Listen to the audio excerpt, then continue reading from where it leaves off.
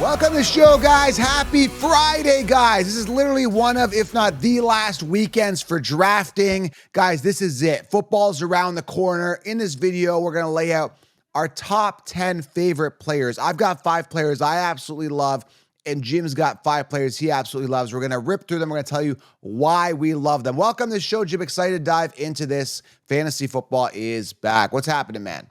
Hey, counselor, how you doing? Just excited. It's Friday. I've got a big draft tonight that I'm doing for one of the high stakes leagues. So I'm looking forward to that. And I got that on deck. So it's going to be good.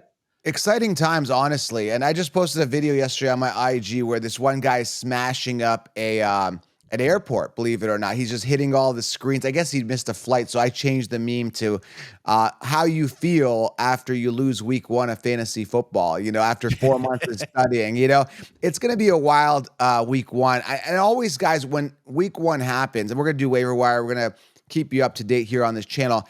Don't get discouraged. Have conviction in the people that you drafted, guys. This is very, very important. Don't say, oh, man, one bad week or something like that. Don't believe that. And there's always those waiver wire wonders, or like they have one good week and then they do nothing. I remember Sammy Watkins years ago, I think he was on the Bills at the time, had this big game early in the season and he just did nothing for the rest of the season. So have conviction in your players, guys. That's all I'm saying. Right, Jim? Yeah, definitely. Let's see if there's anything in the news and notes. We now have breaking news.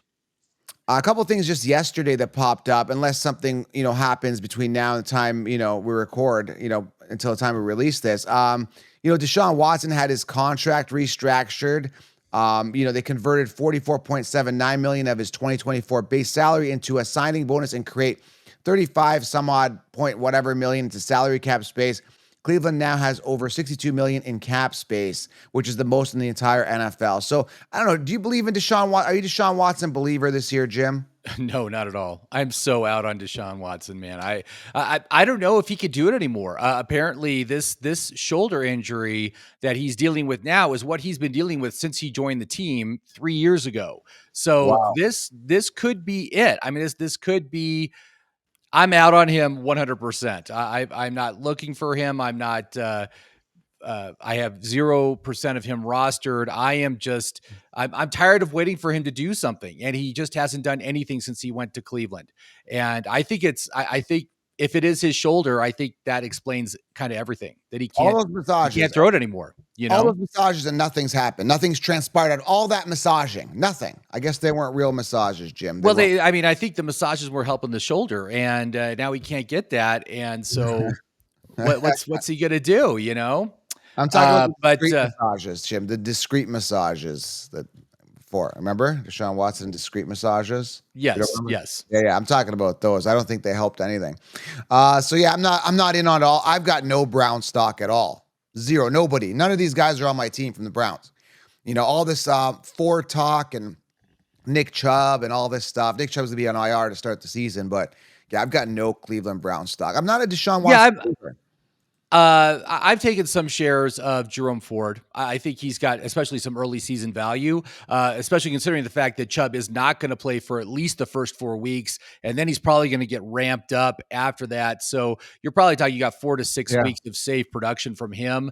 But yeah, I mean, again, I just have had a real problem. Oh, I've taken some Njoku too, but the receivers have all struggled under Deshaun Watson. They just haven't been able to they don't have a good connection. And I think it's because just Deshaun Watson can't throw the ball anymore. He can't throw it. I don't know, but they got to keep playing him and they got to keep paying him all that money.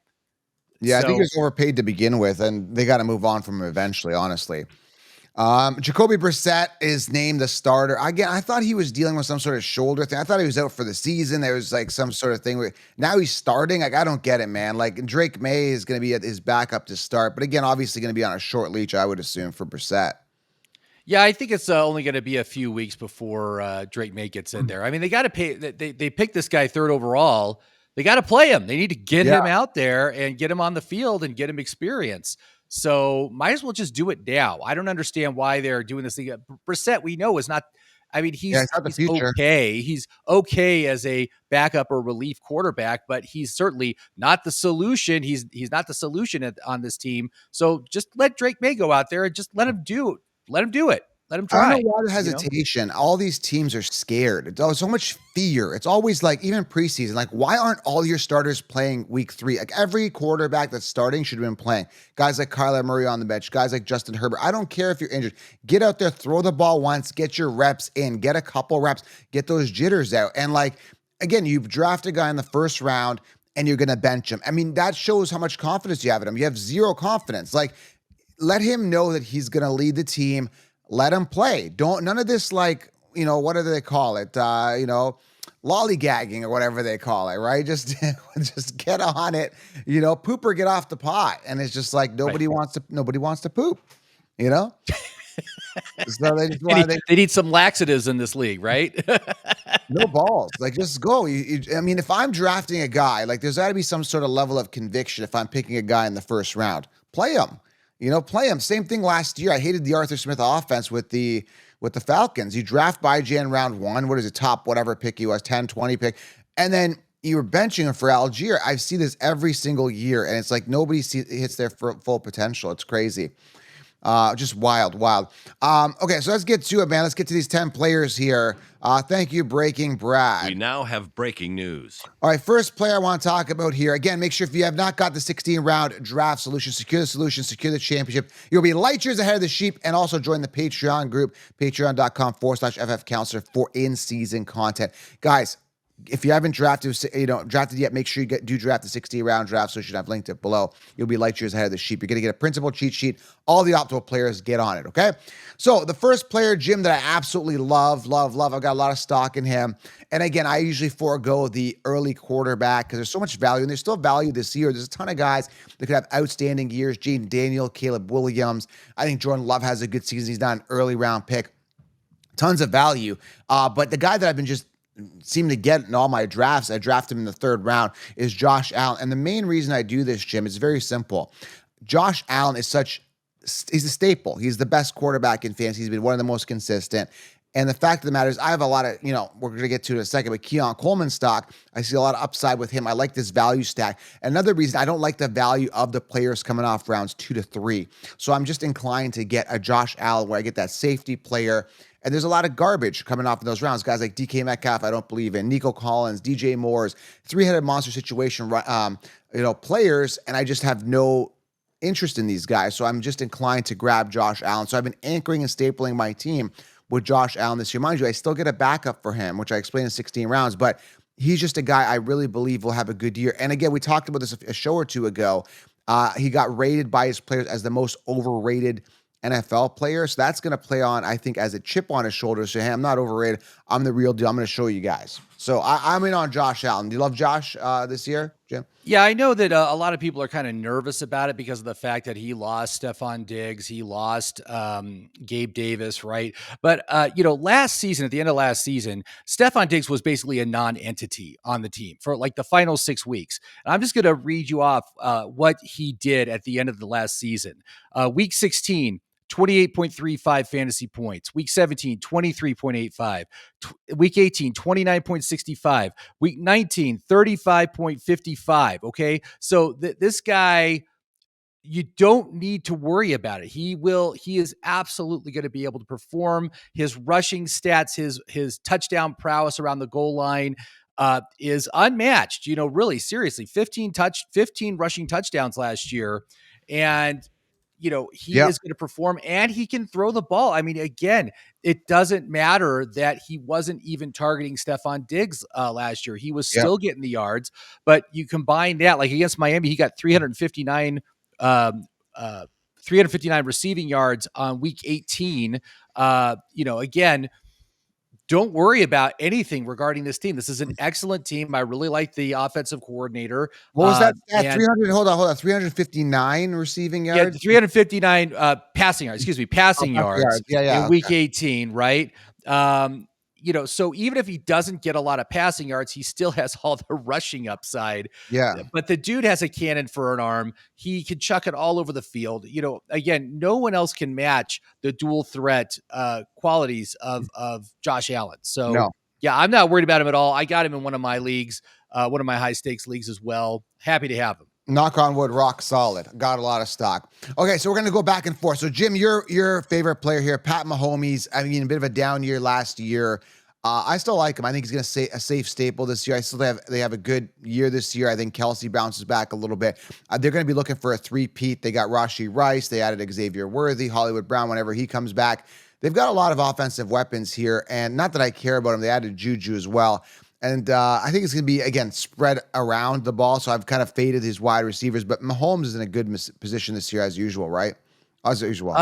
Yeah, again, I mean, last year, everyone thinks like what an awful, dismal year it was for Patrick Mahomes. He was still the QB7. I mean, right? I mean, I think we could say that that's safely his floor. Sure. That's his floor. And they've added new weapons this year. You got Rashee Rice heading into year 2. I don't think a suspension is going to happen this year. It might not happen until next year. But Xavier Worthy, fastest player ever in the NFL Combine, stretching defenses. I mean, it's going to be a beautiful thing watching this team. I mean, they are going to be so good. You got high buzz players like Carson Steele coming on.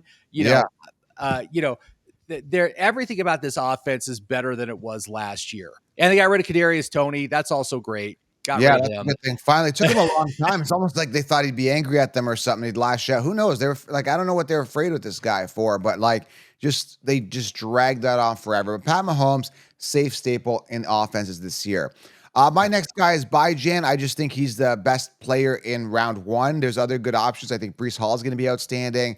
I think Saquon's going to have a big year, barring any type of injury. I think there's some good safe receivers round 1, like Amon-Ra St. Brown, some high ceiling guys like Chase, Jamar Chase. But Bijan, I mean, he's just a guy that I love this year. He's got to get an uptick in production based on last year. They got to realize if we want to win, we got to play our best player. All this humming and hawing and saying that, Algier is going to get a lot of goal line work. That's very possible he's going to get some goal line work. I still don't see 186 attempts for Algier. And Bijan's easily got a floor of, he's a top 5 finisher, given the volume, given the opportunity. He hasn't scratched the surface on what we can see. They finally got a quarterback to throw the ball downfield. I would have liked to see them, again, not for Drake values on them, but just for the value, just to scare defenses, but to have another wide receiver in there that's going to be viable. Who do they got there? Mooney beside Darnell Mooney. I don't know. He's a sleeper, but I don't think he's a big enough threat to scare defenses. I hope Bijan doesn't see a lot of stacked boxes, but dude, volume, opportunity, talent, it's all there. Love him. I'm all in on this guy. All in. Yeah, I mean, you got an upgrade at the coaches. You got an upgrade at quarterback with Kirk Cousins. This team is going to be a lot more open up offensively. Just by comparison, last year Ritter was the starting quarterback. This year Ritter was cut as a backup when he went to Arizona. Okay, that's how bad the quarterback situation was last year in Atlanta. So that situation is much improved. You do have Drake London, who's another guy who definitely has a lot of upside. But yeah, I could totally see a RB1 finish from Bijan this year. Certainly legendary upside that he can do on this offense going into year 2.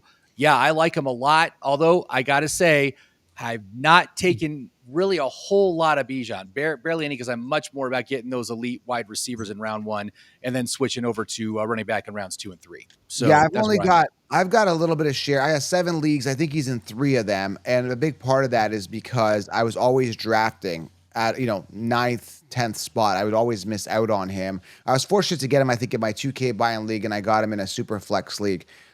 So again, I got some shares. I love the upside, love the talent. He's going to absolutely have a massive year. This is the year for him. Next guy here, I'm not seeing the hype here that you have with this guy, and it's Isaiah Pacheco is your guy. This is Jim's guy. I see him as a safe player, but with all this talk with Carson Steele and then I look at his stats last year. What did he have in regards to attempts? I think it was 205 attempts and only 7 touchdowns. Like when I look at a running back, especially a guy I'm drafting early, I want to see more volume, Jim. And the all this hyper with Carson Steele in the red zone, and then Isaiah Pacheco only having 205 target attempts, and all these offensive weapons in the passing game. I just don't see the volume being there. Some people disagree. I'm hearing a lot of people saying he's going to eat a lot. What are your thoughts on Pacheco? Why do you love him so much? Well, I just look at the growth in his usage from year one to year two. Year one, he had only 170 rush attempts. He went to 205 in year two. He went from 14 targets to 49 targets from year one to year two. Just an incredible growth. He was a top 10 running back last year. And now with an offense, and that was on relatively a bad offense. I mean, last year was not a great year for the Chiefs, right? Offensively. So, this year I'm projecting a bounce back. We got better weapons on the outside that's going to open up more run lanes.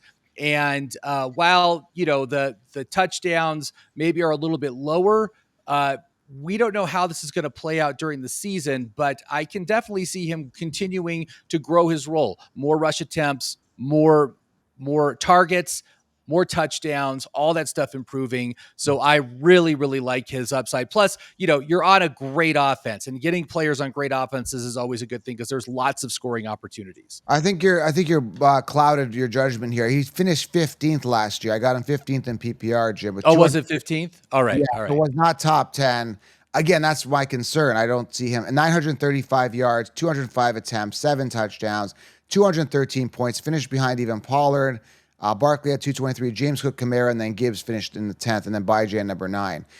Henry, Kyron, and so on. So, yeah, he finished top 15, but again, the upwards of usage could be something.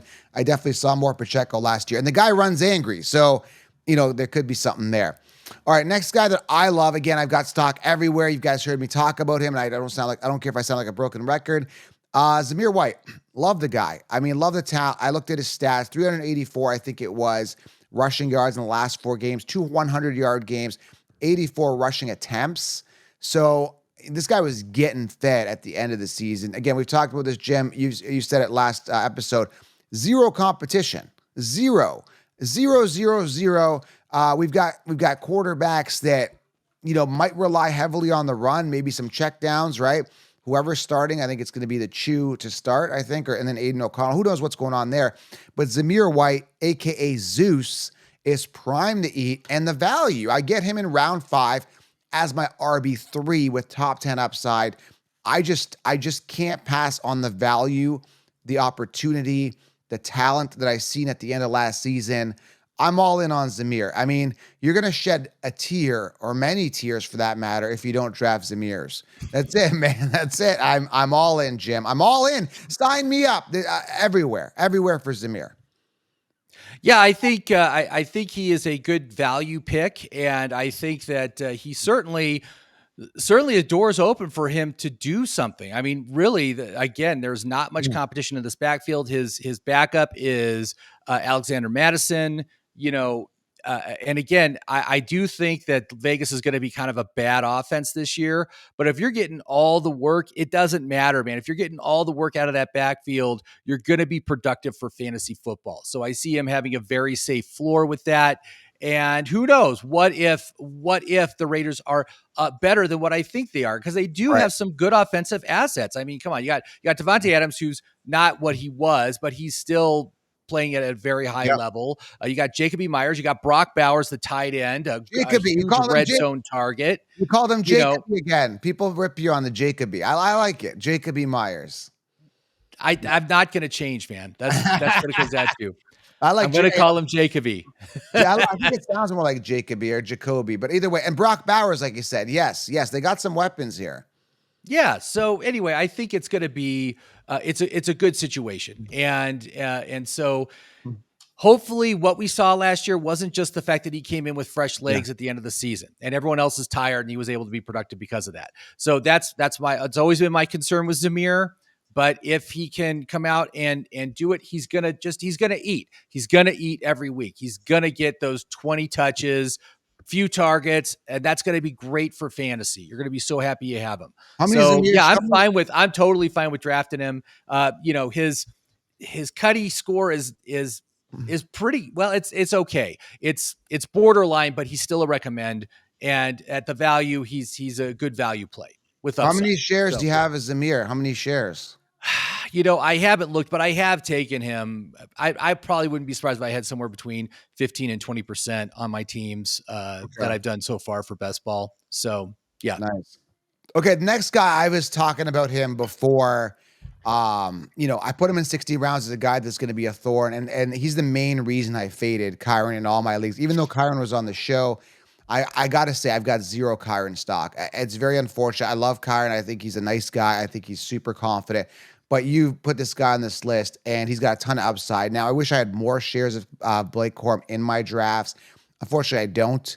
He is a 16 rounder that I do recommend. But Blake Corm is your guy here that you absolutely love. Why do you love Blake Corm so much, Jim? Well, first of all, I love his draft position. Right now, he's going off at around the 9th or 10th round, right in that range. Such incredible value and huge upside. I mean, Blake Corum was a monster at the college level, and a goal line monster. That's a big thing, man. He got I don't even know how many touchdowns he got, but it was like 27 touchdowns over his final 2 years at Michigan or something. Monster. Yeah. And so Kyron has always been a smaller back, a slower back, and not highly rated. Again, nobody was talking about Kyron last year. He was going mostly undrafted. But because of Sean McVay's system, he came in, he really thrived. Sean McVay clearly likes him, but we got all these warnings. First of all, the fact is, Kyron has no draft capital. He was not a highly drafted player. And they went out and they spent a 3rd round draft pick on Blake Corum. So that's warning level 1. I mean, how many times have we seen these guys that are undrafted or walk-ons or low draft capital come out and have a bonkers awesome year, and then the next year the team drafts a running back high and just replaces the guy? Correct. I mean, I can just give you an example. Tyler Algier. Tyler Algier had a great rookie season, had over 1,000 rushing yards, and they went ahead and they got Bijan, right? Okay, that happens all the time. You also have Sean McVay talking just the other day about how Kyron is going to return punts. Yeah, it's crazy. You don't have your RB1 return punts. You're exposing him to injury, and there are other players that can do that. So that just red lights flashing. I do have Kyron in my dynasty league, and I want him to do well. I want to see him succeed, but I'm just looking here, and I'm just like, Blake Corum's the better guy. Blake Corum's going to take over this backfield. In our dynasty league, I'm the one that got Blake Corum. I told you this is going back in June. I told you I knew this would happen. I'm hoping that Kyron has a good year for you and for Kyron's sake, but I'm telling you, Blake Corum is going to be a thorn. I wish I had more Blake Corum stock. I don't. I have him in 1 or 2 leagues. It's just, again, where he's coming off. I just have other players, and I go top heavy running back. So I'm secure at running back, but I wish I had more stock in Blake Corum. Yeah, he's a priority target for me right now. So every single draft, I'm looking to get him right now. So that's where I'm at with Blake. I think he's probably going to be the best value running back in the league this year. So I want as many shares of him as I can get. All right, we got 4 more to go here. Make sure you guys do grab the 16-round draft solution. You'll be light years ahead of the sheep, and join the fantasy front lines here, guys, for in-season waiver wire starts and sits, exclusive videos, Q&As, direct access, join the front lines. And also, you can book a direct call with me, thefantasyfootballaccounts.com. I'm not going to spend too much time on this if you listen to the channel regularly. Keon Coleman, dude, I'm all in on this guy. What's the top 10 list of my favorite players, though? Keon Coleman. And this is the hill I go on. I mean, everybody keeps talking about, Joe, I mean, you don't want to do this. You don't want to do this. You don't want to take a risk. And then we talked about him being 4th on the depth chart behind Mac Hollins. That's ludicrous. Mac Hollins sucks. Keon Coleman is a guy they're hiding. He's going to be a secret. It's going to be one of those guys he's going to surprise a lot of offenses. The last thing they want is defenses to know how good he really is. He is a secret weapon here. I love him. Got him in all my leagues. He is the replacement to Diggs. 241 freed up targets. All in on Keon Coleman. You got to be on Keon. Let's go, baby. I'm all in. Jim. Yeah, that Bills depth chart does make me nervous, and so that makes me think: do I really want to start him week 1? Do I want to just wait and see kind of what his usage is? I still have to make that decision, and we'll see what happens this next week, with prep for the first game and all that sort of stuff. But yeah, I mean, again, who's going to take all those targets? Who on this team can take those targets? Curtis Samuel's injured. You got Dalton. Dalton Kincaid. I like him. I think he's probably going to be really good. He's going to get a nice increase in volume. Shakir, right? Khalil Shakir. Yeah, I mean, he'll get some more too. But there's such a vacuum. There's this hole of targets. It's got to go somewhere. And I'm like, Keon Coleman's the only place it could go. I mean, it's got to go to Keon Coleman because there's no one else to receive right now that can take most of that volume. So yeah, I mean, I think I don't know what's going on. This could just be smoke. This could be smoke, but it still makes me nervous. But we'll see if I end up starting Keon in my leagues this next for week 1. I don't know. I think I might have to sit him on my bench just till I see. I just got to see his volume. That's what I got to see. I got conviction in him. So you guys, it's up to you guys to have conviction. You get him for such a good value where Diggs was coming off round 1 for years and you're getting his replacement, a better, more physically talented guy. Oh, he doesn't have separation, blah, blah, blah. We'll see. All right, let's go. I'm done with the excuses. I'm all in. We've got 3 more. Calvin Ridley's your guy. Listen, I love the targets. A lot of people turned off of him from last year. Finished 18th last year, 136 targets, 76 receptions. Had an okay year, 8 touchdowns, wasn't the best. Again, finished 18th last year in PPR. I like the Will Levis thing. I haven't heard anything crazy out of camp. These guys are doing amazing. What's your fascination with Calvin Ridley? I like the value. Yeah, I mean, again, every year there's always like that late round wide receiver 1 that just goes off. Like 2 years ago it was Amari Cooper. God, who was it last year? I've drawn a blank on who it was last year, but I just see someone like Ridley as really exploding this year and just being one of the best value picks in the NFL. He's been playing a lot with Will Levis. Hopkins has not been playing. Hopkins is injured. Right. So he's been getting all these extra reps, all this extra connection. And Levis is a guy who can chuck it deep. That's where Ridley shines, man. He can go for the deep balls. And last year, 138 targets was fantastic. Unfortunately, last year he was attached to a terrible quarterback, and this should be a much better situation for him. He is the clear wide receiver 1 on this team. Hopkins is a fading talent, a 32-year-old wide receiver who probably should be moved into the slot. That's where he should be at this point of his career. Basically, Ridley has the outside role, the inside role. He could just play all over the field. So that's why I like him. I want him everywhere I can get him. So, and they got Tyler Boyd there, who isn't much of a threat, and they paid Ridley a lot. So there's a lot of opportunity, and he's good value. So yeah, I like him. He's got the speed, got the talent, got the separation, got everything. Now it's up to Levis to deliver. All right, number 9 here. Let's rip through it. Don't be a donkey. Draft Lad McConkey. You guys know I'm in on this.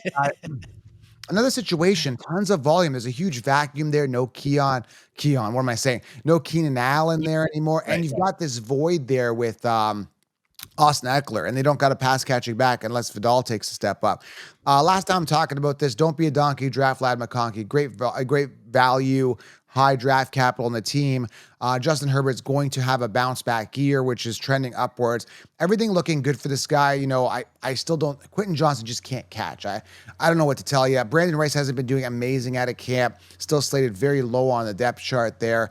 I mean, who else they got? They got nobody else. They got Josh Palmer. He's not a. I think it's Josh Palmer and Lad McConkey are the 2 top targets on this team. Yeah, I mean, again, McConkey's probably going to be running the slot. That's where Keenan thrived, and I think that's where Lad McConkey is going to thrive as well. High volume. It's unfortunate that Herbert's been dealing with that foot injury, that plantar fasciitis. Hopefully, that does not become some sort of a chronic issue. He seems to be doing better now. And yeah, if Lad McConkey is the primary dump off receiver on a run first team, he's going to be great for fantasy, especially if you're in a PPR league. And that's where I'm looking for him. And yeah, so I like Lad McConkey. And in fact, in my best ball, he is my most drafted receiver. I've got him in basically almost 60% of my best ball leagues right now. So just a humongous share of this guy. I need him to come through. I need him to prove that he can be the replacement for Keenan Allen. I think he can. Yeah, definitely don't be a donkey, draft Vlad McConkey. We're talking top 10 players. I can't believe this guy made the list. I think he only made the list because he was on our show, Jim. Pat Fryermuth. What's the deal? I mean, I like the value. Why is he on this list, Jim? I mean, we're talking top 10 players that we love. I The Moose? Really? You got valued the Moose? players in the league right now. We are talking. There's such a narrow target tree in Pittsburgh. It's Pickens and Freiermuth. That's it. Good point. Roman Wilson is injured, has not been playing at all during the entire preseason. So Yeah. he's not ready to go. You got Calvin Austin there who, there was talk that Ayuk might join the team. I don't think that's going to happen. It doesn't look like it's going to happen at all. So that means Freiermuth is the number 2 target on an Arthur Smith offense. Arthur Smith likes to target his tight end. So I'm looking at where Freiermuth is coming off as like the tight end 14, and I see this guy's got top 6 potential here, and a nice bounce back. Last year was a really a bad down year. Of course, he had a terrible quarterback, but this year should be much better with both, Fields and Russell Wilson playing as quarterback. I think he bounces back very strongly. And like I said, I think he's a top 6 tight end. That's how I've got him valued right now. One of the best values in the draft, just at where you can get him, because you can get him so late after everybody else. I got some breaking news here as we were recording this. Something came across my screen here, so I want to highlight it. By the way, Pat Fryermuth, I definitely see a void there. They're flirting with wide receivers and Ayuk and all that, so there's an opportunity. He's definitely going to get an uptick for sure. Before we go here, guys, I want to just mention this thing that just came up. We now have breaking news. I was just reading on my X feed. NFL agent says the Jets are in complete disarray and that Aaron Rodgers isn't a team player. No facts, no evidence, just a random opinion, and suddenly it's news. Aaron Rodgers, being a Jet, has cranked the insanity level up to 11. There is a complete disarray over there. Quote, there is a complete disarray over there. Look at how they've handled Aaron Rodgers. Has one player had more power than him? He skipped minicamp. They have been unable to convert him into a team player. The vibe inside the building is terrible. This is a quote from somebody. I think it's a beat writer. So yeah, the Jets could be in some trouble there if this is true. If only he had joined the Kennedy campaign as the vice president, right? As the vice presidential candidate. It's just so sad. But yeah, I mean, Aaron Rodgers got some colossal ego on him right now. And yeah, he hasn't been playing during the preseason. Has he even been out? I don't even know if he's been out on a game. I think he's been out there. I think he skipped that. Has he? Okay. I think he's been practicing. I don't know. I don't know what's going on. Clash of the egos. Maybe he's fighting with the coach again. I remember he was fighting with LaFleur years ago. I think he always butts heads with people for some reason. Yeah, he does. He's very pig-headed. But yeah, I mean that's not reassuring to hear. And it's like, get your shit together. You're being paid millions and millions of dollars to play on this team. But I mean, it's the Jets. They're cursed. I mean, yeah, he came out first play last year, gets hurt. And the thing is, or first drive or whatever it was, then all these videos of him fighting with Garrett Wilson, or these arguing, and everyone's like, yeah, it's fine. It's fine. It doesn't look fine. Like if you and I started a podcast, I'm going, oh, hi guys, how you doing? Right? There's got to be something going on, right? Like, I don't know. And everyone's like, it's fine. They're not going to rip each other's head off. It's totally normal to be yelling at people and looking like you're going to throw punches.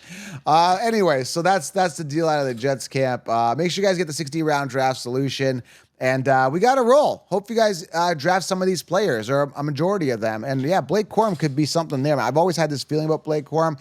He should have been drafted on a team where there wasn't a Kyron, but I mean, he could start anywhere, this guy. He's one of those guys. The Cowboys could have drafted him easy. Yeah. And they didn't. So it's their fault that they're like rolling with Rico Dowdle and Zeke Elliott and Dalvin Cook. Oh, dear God. It's going to be so bad. He's on the practice squad, but everybody, I hear a lot of Conchiefs analysts saying Rico Dowdle, but the guy was an undrafted guy back, I think in 2020. He's done nothing for years. He's college. Yeah, he's been in the league for like 4 or 5 seasons now. And what has he done? Nothing. Nothing. Yeah. I see people pushing this guy. Guys, no stock out of this backfield. Do not do it. Do not do it. All right, that's it, guys. We'll talk soon. And yeah, so smash it, tap it, slap it. We'll keep the content rolling for you daily. We'll talk soon. Thanks, Jim. We're out. Thank you, Counselor. Have a good day.